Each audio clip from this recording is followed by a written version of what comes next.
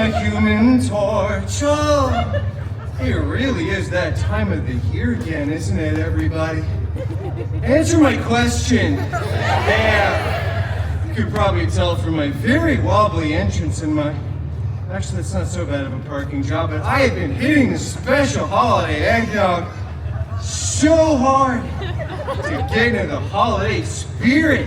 Speaking of spirits, who's ready for a festive seasonal tale full of Yuletide cheer?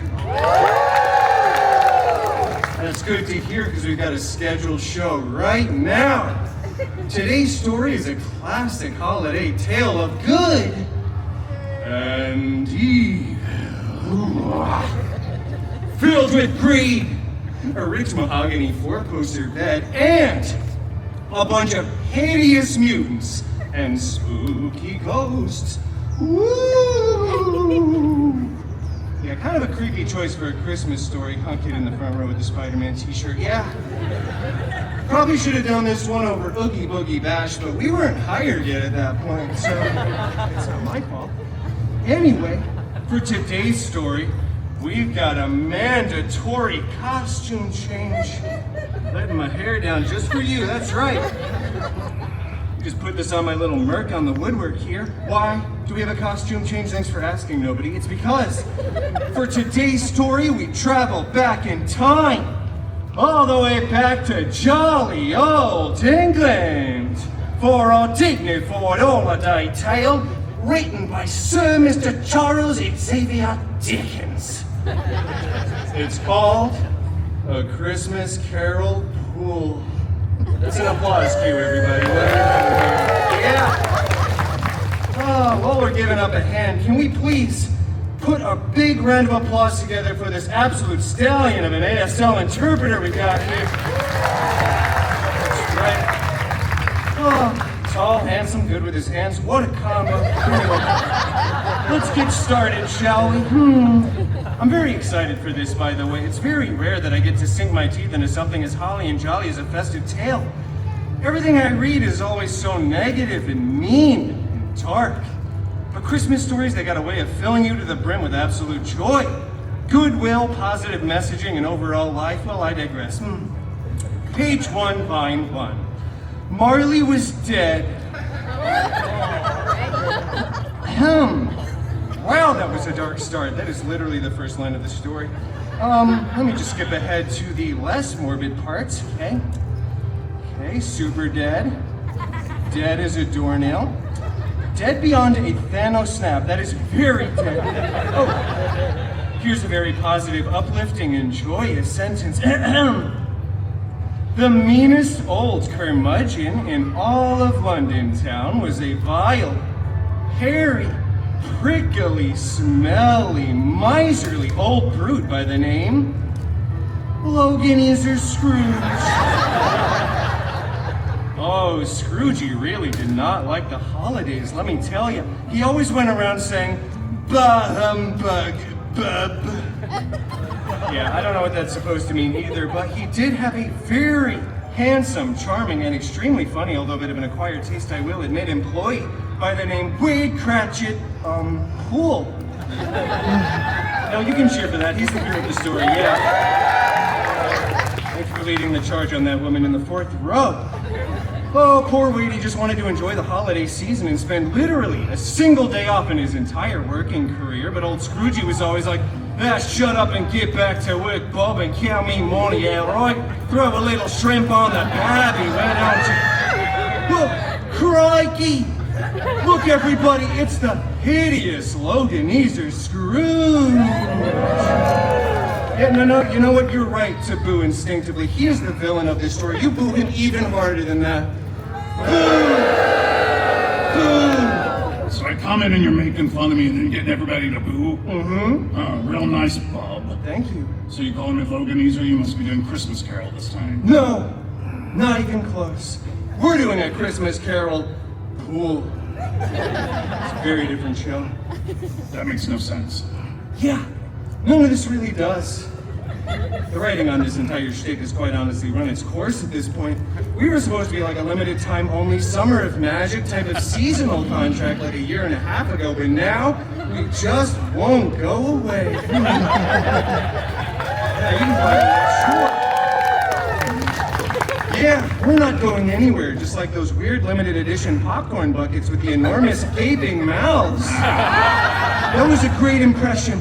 I still have 17 of those on my nightstand, by the way. Haven't cleaned a single one. But the good news, Wolfie, is you are the shining, shimmering, splendid star atop of this story's tree. Stop looking at the real trees. It means that you have way more lines in this one, all right? Buckle up. Lines? No, I'm not doing any lines. Oh, come on. Don't we want Wolfie to join us for a special treat? I'm not gonna make you do lines by yourself, Peanut. We can do lines together. Fine, but I'm not singing any carols. All right, fine. Such a little grunge. Yeah, I said grunge. I don't want to get Dr. Seuss, all right? Leave me alone. All right. You want to wear my Dickens hat? Absolutely not. That's what your words are saying, but your eyes are telling me something completely different. Here you go. Okay. Yep. No, your eyes are telling me the same thing. That's fine. I don't know if these would have fit over his pointy little elf ears anyway. Can we just get to this holly jolly tale? Yes, get straight to the seasonal joy. Yeah. Way ahead of you. Marley was dead. Oh, it's dark. Yeah, whoa, that is like a super, super dark story. We've actually kind of barreled through that already. He's dead for like multiple pages. Yeah, these pictures are way too descriptive as well. Let me just give you the Spark Notes version so you can catch up. Look, Logan Easer Scrooge. That's the character that you're playing, Peanut, okay? He's visited in the night by one of his very dead partners. One of his ex-partners.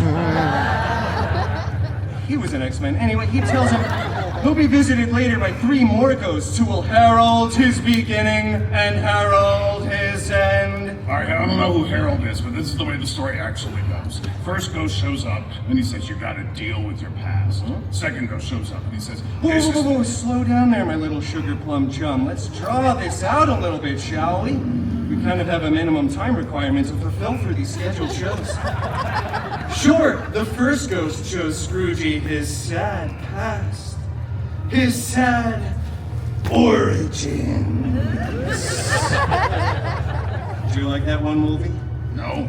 Yeah, no one else did either. And then the ghost of Christmas present showed up, and it was this giant, child-minded figure, way larger than a normal man should be, with a body made completely out of metal and a very obnoxious Russian accent. Sounded a little something like this. Lokan Isar Scourge. Gaze upon the Cratchit Pula family and see your shame. That was supposed to be a Russian accent? I have the same dialect coach as Gambit. Give me a break. He then shows them a portrait of a beautiful Cratchit Pool family living in a small but humble studio apartment of a Pico in Crenshaw. Blind Al was there, Dog Pool, and of course, tiny little Peter Pool, who is clearly just sickeningly ill and leaning on a too small crutch. They could barely get by on the meager salary that Wade's boss had given him. A bah humbug, bub. What? That's the line. Yeah, that was the line. 3.5 pages ago. You gotta hit your cues, Pino. You're already halfway through your character development arc at this point. We gotta get you the juicy, Okay, I'm getting bored with this. Wrap it up. Wait. You must gaze out at this poor, sad family. No, not that real family in row 3. The imaginary one we've established right here downstage. Okay. A single tear begins to trickle down your chiseled, mewing jawline, soaking into those luscious mutton chops. This is a really weird Christmas tale. It is weird, isn't it? Just wait till we get to the cemetery scene. All right, let's make this simple, shall we? So, Ebenezer's... Logan Easer! What? You haven't been paying attention, have you? Scrooge. Okay. Scrooge is visited by 3 ghosts, and they tell him he needs to keep the spirit of the season in his heart all year round. Little tiny Tim. Tiny little Peter Pool. Owie. Tiny Peter Pool doesn't die. Scrooge pays to get him all healed up. They become pals. And fine, Logan Easer, he's true to his word. He becomes a better man.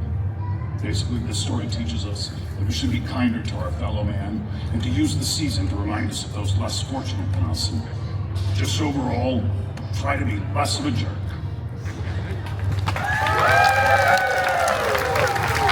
Wow. Talk about a Broadway caliber monologue, am I right, everybody? Even had tiny little Captain America in the fourth row clapping. Welcome back, by the way. Oh, that's very exciting, isn't it? Yeah. I think I speak for all of us when I say you're not the only one with a single tear running down your chiseled jawline. Oh, Wolvie! All right, now don't get carried away. You see, children, the spirit of the season can live deep, deep inside of all of our hearts. Even in old, and I really do mean old, miserly, furry, ugly. Hey, watch it, Bob. Oh, even old Loganiza can have a soft spot in his heart. It's not there though. Wow, that's rock solid. Wait. This is my favorite part of the story. You're recording in the front row, sir, right? Good. Here it is. Then, tiny little Peter Pool, on his newly refurbished legs, begins to waddle over to old Loganiza Scrooge. He grips him on his, wow, very muscular inner thigh muscles, okay. Someone's been hitting their squats in the off-season. And exclaims for all to hear, "Oh God of thunder, bless us!" Everyone. Let me tell you, there was not a dry eye in the house. In fact, the house was soaking wet with tears. And they all lived, say it with me, children, happily ever after. Mandatory applause cue. You want to know why they lived happily ever after? I'll tell you. It's because this story in particular has been rehashed and merchandised dozens of times over the years. Literally dozens, at least like 6 or 7 times, I'm telling you. It's It's what we in the business like to call. Oh, do the thing with the hands that we practice backstage. Not oregano, the different type of green. Easy money. Easy yeah. I wasted mine paying you to do that. All right, so we're done here. Yeah, we're done with Act 1. What do you think, everybody? Got time for a little singing in Act 2? I told you from the beginning, I'm not singing any carols. Oh, come on, no music, man? Oh, that is a real shame. This guy really hates singing for someone that did 19 years of part-time in prison for singing about a loaf of bread once. It's a real shame, too, because I feel like if you wanted to be a showman, you could be the greatest. Come on, Wolfie. Come on, you got such perfect pitch and such deep vibrato. Maybe just a couple bars of "Oh, come, all ye faithful." Nope. What if he just, oh. Wolfie's blood sugar's getting low, everybody. Time to wrap this up like a gift. Maybe we should go backstage, get you some of those chocolate chip cookies, huh? Who am I kidding? This guy doesn't eat cookies. Look at him, he's like a mustard bottle with abs. Spicy mustard, too. Whoa. Put out some special holiday eggnog? Yeah, that'd be okay. All right! Everybody's got a price. Happy holidays, everyone. Wolfie? No, do not cheer that. Not the furry mean jerk ending. Give them the happy ending. He never gives me a happy ending. Happy ending. Don't literally say... Oh, happy holidays. All right, we got there, everybody. Bye. That was a mess, man. That was a mess. Thank you guys for everything. So amazing. I've been watching them all day. Oh, wow, I like the lightning McQueen pajamas here. Ka-chow! McQueen wishes he was as fast as Neil Pender. Oh, my favorite little action figure version of myself. He doesn't have his right hand or his right legs. That seems pretty accurate. That just means he's a kind of action figures are just like that. Oh, you're just like eating this little chair here. Looks delicious, little child. How's it going? Happy birthday to you. Wow, that's incredible. Finishing your finals? Wow. I never even started my finals. That's why I'm here. All right. All right. Wow, you were really softening up in your old age, my chum. I didn't mention this earlier, but the ghost of Christmas Days in Future Past was actually Cable, believe it or not. Everything he said was filled with vulgarities I couldn't repeat in front of the audience, but now that my mic is off, Cable said, Deadpool, you...